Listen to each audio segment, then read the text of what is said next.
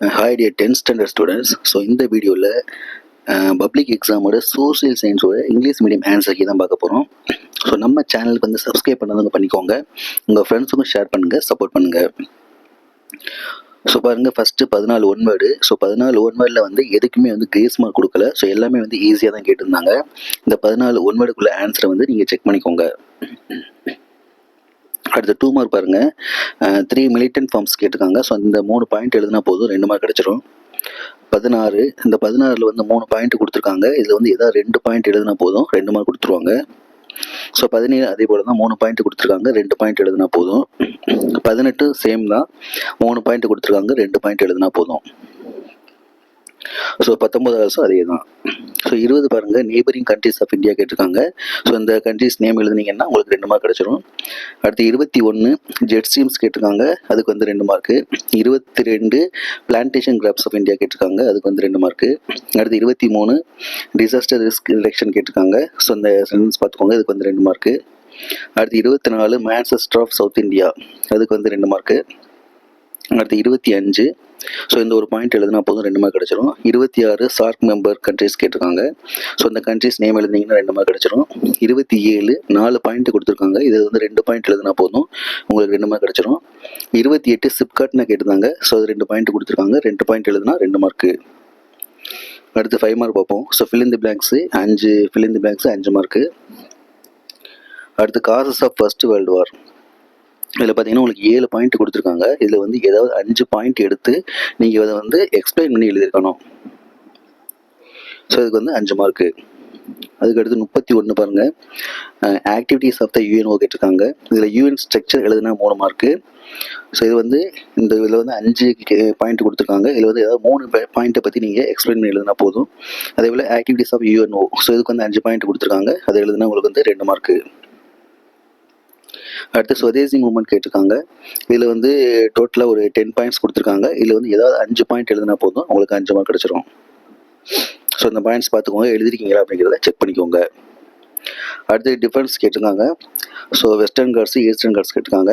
இதில் வந்து 5 பாயிண்ட் கொடுத்துருக்காங்க, ஏதாவது 2 பாயிண்ட் நீங்கள் எழுதினா போதுமானது. அதே போல் தான் ரபி சீசன் கரீஃப் சீசன், இதுலேயும் அதே போல் 2 பாயிண்ட் எழுதினா போதுமானது. கிவ் ரீசனுக்கு 1 மார்க்கு. கங்கா பேசின் கேட்டிருக்காங்க. ஸோ 6 பாயிண்ட் கொடுத்துருக்காங்க. நீங்கள் வந்து இந்த 6 பாயிண்ட்டில் 5 பாயிண்ட் எழுதினா போதும், 5 மார்க் கிடச்சிரும்.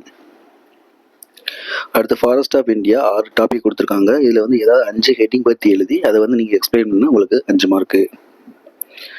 36 பார்த்தீங்கன்னா mineral distribution of Tamil Nadu. So இதில் வந்து ஒரு 9 இது கொடுத்துருக்காங்க, இது எழுதினா போதும், உங்களுக்கு ஈஸியாக 5 மார்க் வாங்கிடலாம். அடுத்து 37 ஃபண்டமெண்டல் ரைட்ஸு.